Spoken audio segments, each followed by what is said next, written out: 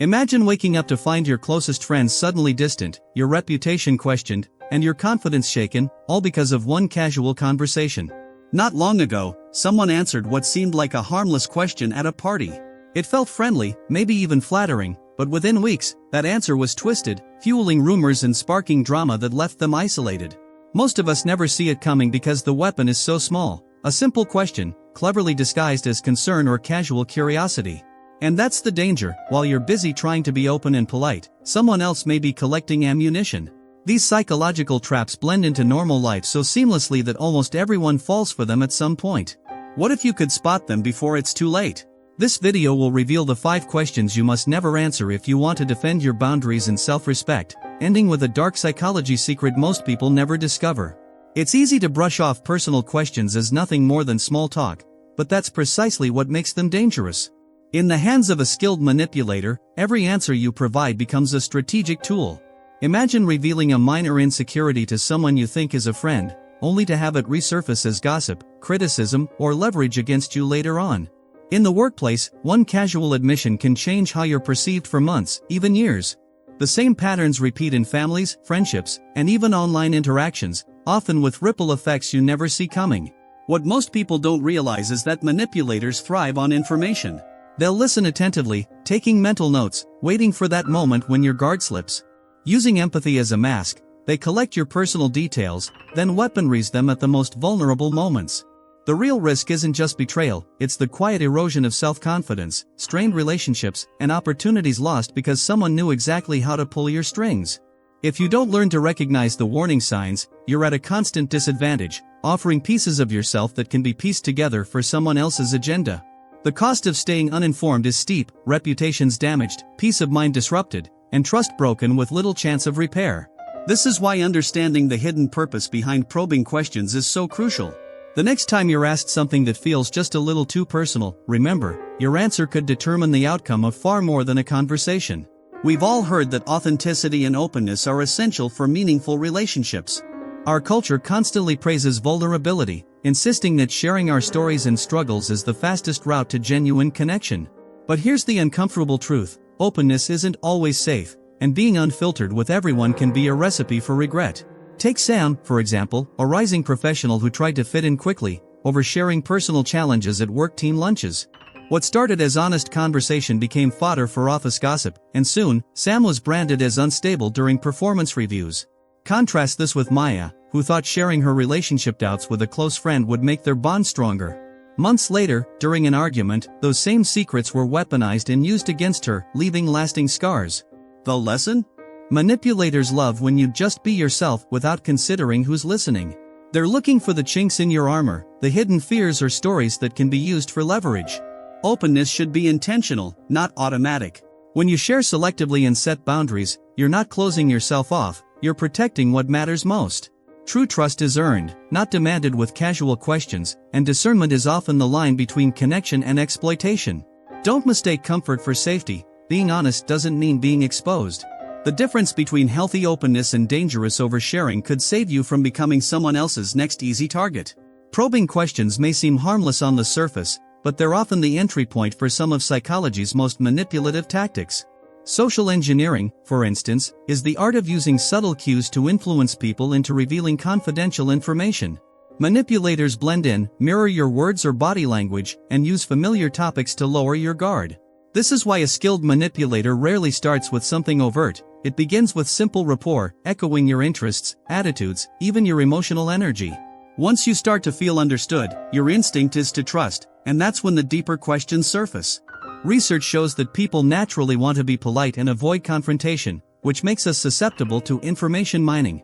Even when a question feels intrusive, we often answer out of social compliance or the discomfort of saying no. A classic study by psychologist Stanley Milgram revealed that people are surprisingly willing to follow the lead of authority figures, but similar principles apply to social settings. If someone seems friendly, acts vulnerable, or appears likable, our defenses drop.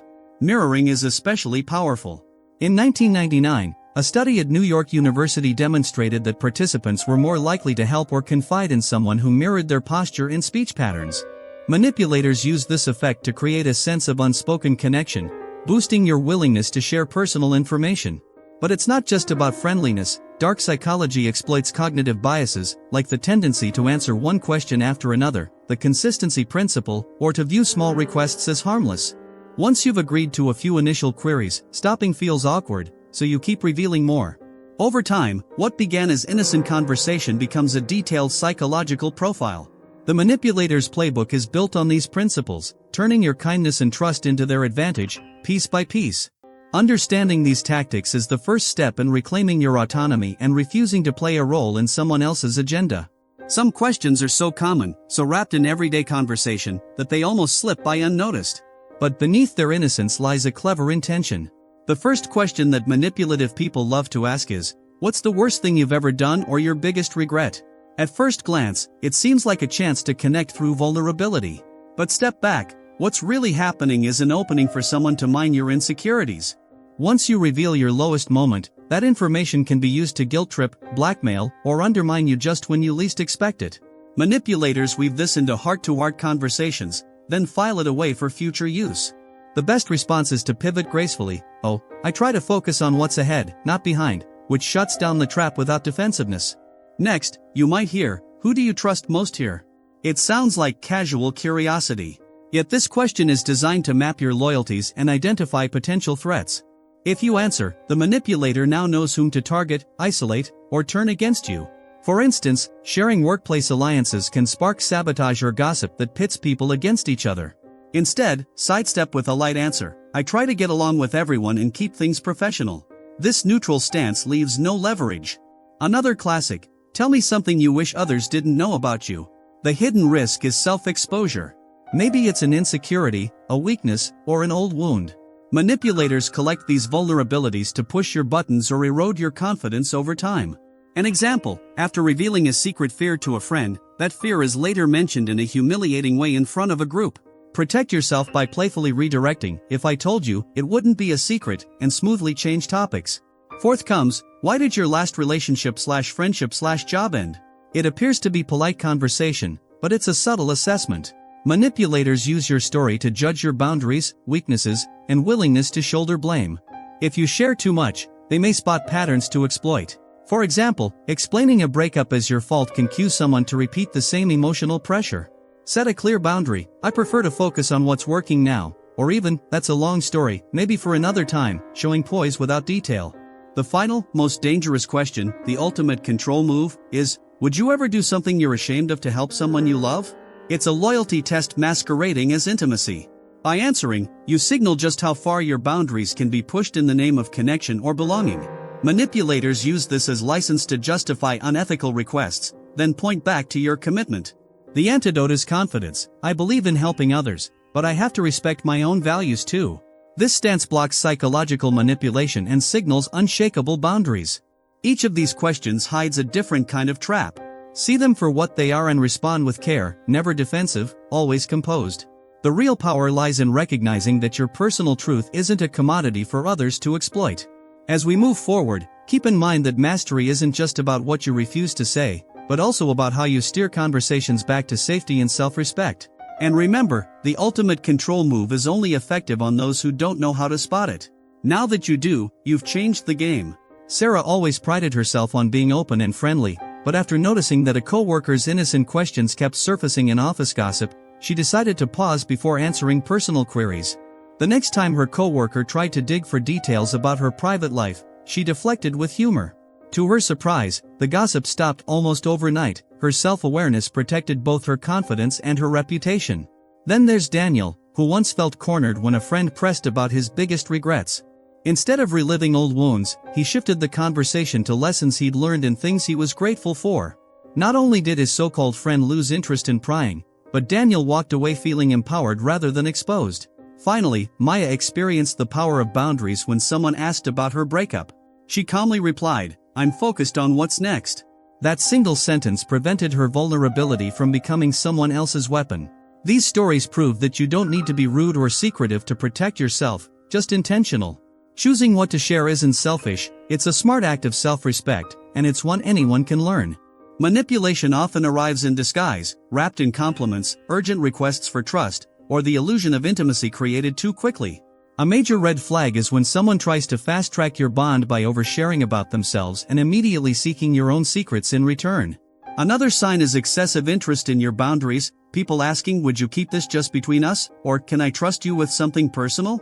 The real intent is to make you reciprocate, opening the door for information mining. To turn uncomfortable conversations around, try scripts like, "I appreciate your interest, but I like to keep certain things to myself until I know someone better," or "Let's focus on the present, I find it's better for both of us." These lines set boundaries without being defensive. Watch for pushback, guilt-tripping, or attempts to isolate you from others, all signature moves of manipulators disguised as loyal friends or partners.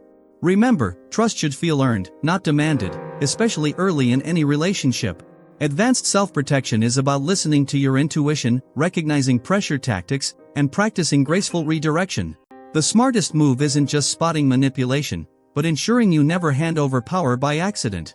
Setting limits respectfully is both a shield and a statement, your story, your terms. The real transformation doesn't happen just by memorizing which questions to dodge, it's about believing that your boundaries matter.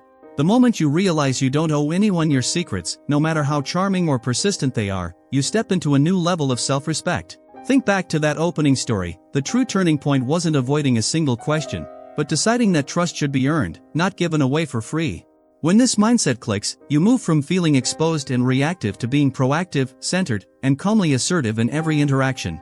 Guarding your personal power is a daily choice. You can still build authentic connections and be open, but now you know that real relationships are built on mutual respect, not unchecked vulnerability. With this awareness, conversations become safer, your confidence grows, and you no longer have to fear manipulation lurking beneath every simple question.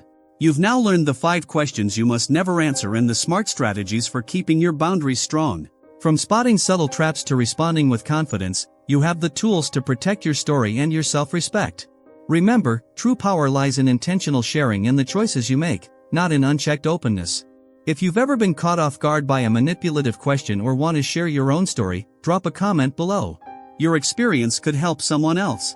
And if you're ready to take things to the next level, like turning these tactics back on manipulators, be sure to subscribe and watch our next video for even deeper strategies on mastering dark psychology in your everyday life.